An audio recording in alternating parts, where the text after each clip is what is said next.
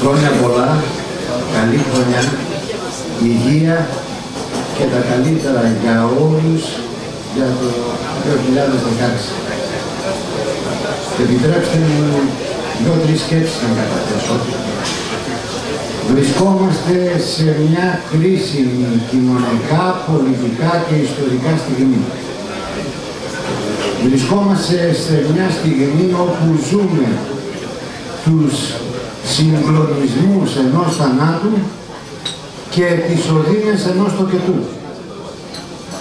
Αυτή είναι η οριακή στιγμή, είτε το πρώτο γευόμαστε, είτε το δεύτερο μας αφήνει μια πίκρα στα χείλη και ένα πόνο στην ψυχή. 40 χρόνια μεταπολιτευτικού βίου οδήγησαν τα πράγματα σε αυτό το σημείο και υπεύθυνοι, σε εισαγωγικά ημί, κύριε Παναγιωτόπουλε,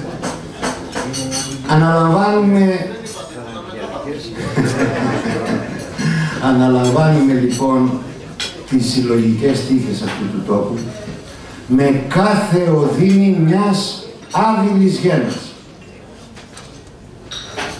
Δεν είναι εύκολο στις στιγμές που ζούμε.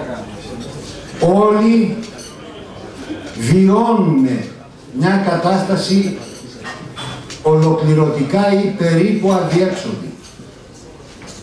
Σε ένα κοινωνικό ερειπιώνα αναλαμβάνουμε τις ευθύνες να κτίσουμε πάνω σε ερείπια. Επίτρεψε μου, Πρόεδρε, είναι ερείπια αυτά που 40 χρόνια σωρεύτηκαν πάνω στον τόπο. Οικονομικά ερείπια, κοινωνικά ερείπια, υπό την έννοια ότι η αποβιομηχανοποίηση της περιοχής δεν έγινε υπομορφή φυσικού φαινομένου. Ήταν ένα πολιτικό φαινόμενο που βαθμιδωτά εξελίσσονταν και φτάσαμε σε ένα σημείο η περιφέρειά μας να είναι δυστυχώς η τελευταία, αν δεν κάνω λάθος, στην Ευρώπη. Εκείνο που είναι πράγματι εντυπωσιακό και μας γεμίζει με τεράστιες ευθύνες είναι η αντοχή της κοινωνίας και η στήριξη της κοινωνίας. Ουέ και αλίμονο εάν παταγωδώς αποτύχουμε. Δεν είναι ένα στοίχημα πολιτικό. Είναι ένα στοίχημα της κοινωνίας, ένα στοίχημα της ιστορίας. Αυτή τη στιγμή δεν έχουμε περιθώριο να παίζουμε με πολιτικά χρώματα. Αυτή τη στιγμή εκείνο που μας απασχολεί όλους και πρέπει να μας απασχολεί είναι πώς θα φύγουμε από αυτό το βαθύ τέλμα στο οποίο έχουμε περιπέσει. Χρειάζεται προσπάθεια, χρειάζεται επώδυνη προσπάθεια. Εκείνο που πρέπει να επιζητήσουμε με κάθε τρόπο όλοι μας, ο καθένας από το μετερίζει του, είναι πώς δεν θα χαθεί η κοινωνική συνοχή. Γιατί πάνω σε αυτή θα χτίσουμε την Ελλάδα του αύριο. Ευχαριστώ.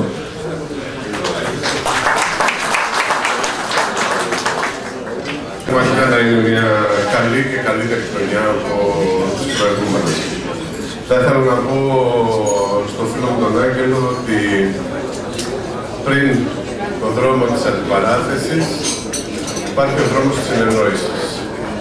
Και έχετε την ευκαιρία να έχετε 3 βουλευτές, 4 βουλευτές εδώ, που επιζητούν αυτή τη συνεννόηση. Δεν ήρθαμε για να αντιπαρατεθούμε με κανέναν, έτσι. Αξιοποιήστε λοιπόν τη διάθεση συνεννόησης που υπάρχει από εμάς για να μπορέσουμε να επιλύσουμε τα τοπικά ζητήματα και να μεταφέρουμε τις απόψεις του επιμελητηρίου και του κόσμου του επιχειρηματικού εκεί που μπορούμε.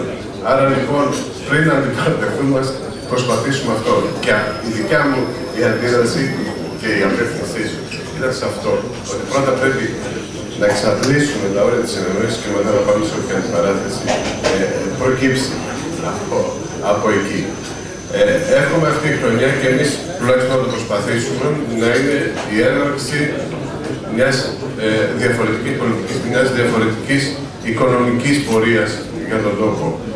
Γνωρίζετε ότι μέσα στο πρώτο τρίμηνο θα έρθουν αρκετά νομοθετήματα τα οποία θα αφορούν την οικονομική ζωή του τόπου και θα προσπαθήσουν να βάλουν τις βάσεις για να αλλάξει η πορεία των τόσων χρόνων υποβάθμισης. Ελπίζουμε να είμαστε όλοι μαζί και να προσπαθήσουμε πραγματικά για το καλύτερο του τόπου. Ευχαριστώ. Αξιότιμες και αξιότιμοι κυρίες και κύριοι, σεβασμότερα, ο Πρόεδρος ήταν δυσάρεστος για μας. Έχει πει σκληρά πράγματα.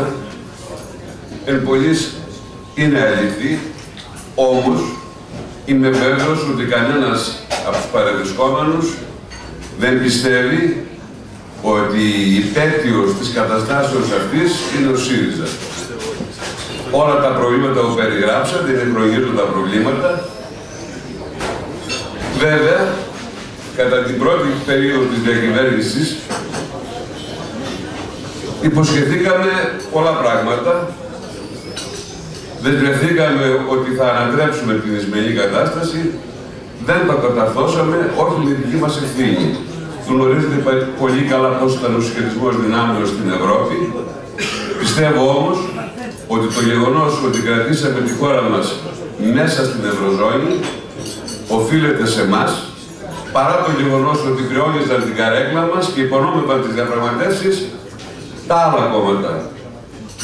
Σεβασμένοι κυρίες και κύριοι, επίσημοι μέλη του Πληνητηρίου, φίλοι του Πληνητηρίου, και εγώ θα ευχηθώ μια καλή χρονιά σε όλες και όλους, αν και εδώ θα μου επιτρέψετε να διαφωνήσω με την αισιόδοξη προδιάθεση των συναδέλφων μου προαλισσάντων. Δεν βλέπω τις προϋποθέσεις η χρονιά αυτή να είναι καλή. Αντιθέτως, ισχυρίζομαι ότι η χρονιά αυτή θα είναι η χρονιά που θα πληρωθεί η προηγούμενη χρονιά. Δηλαδή το 2016 θα είναι η χρονιά που θα πληρωθεί το 2015.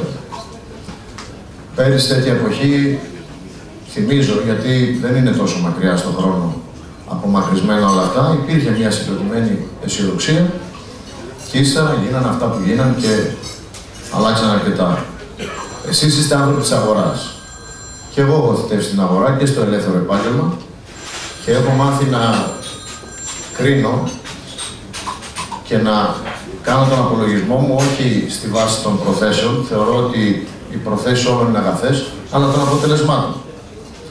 Με τα αποτελέσματα λοιπόν που είχαμε την τελευταία χρονιά, θεωρώ τα πράγματα, ιδίως για το επιχειρήν και το ελεύθερο επάγγελμα και βάσει αυτών που πρόκειται σύμφωνα με τις πληροφορίες που έχουμε όλοι μας για επικείμενα, νομοθετικά, νομοθετήματα κτλ.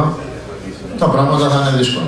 Αλλά θα είναι μια ευκαιρία αυτή η χρονιά, κυρίες και κύριοι φίλοι του Μελητηρίου, κυρίες και κύριοι συνάδελφοι,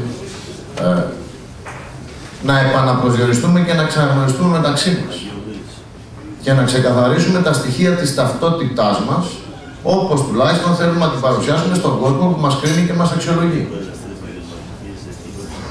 Τι θέλω να πω.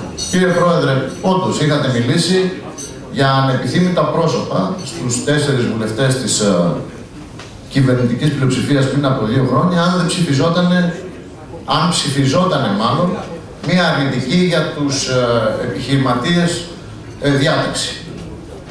Θυμίζω ότι αυτή τη διάταξη τη θέλαν όντως κάποιοι από τους δανειστές, κάποιοι σύμβουλοι των δανειστών και κάποιοι ενδεχομένως και στην κυβέρνηση τότε.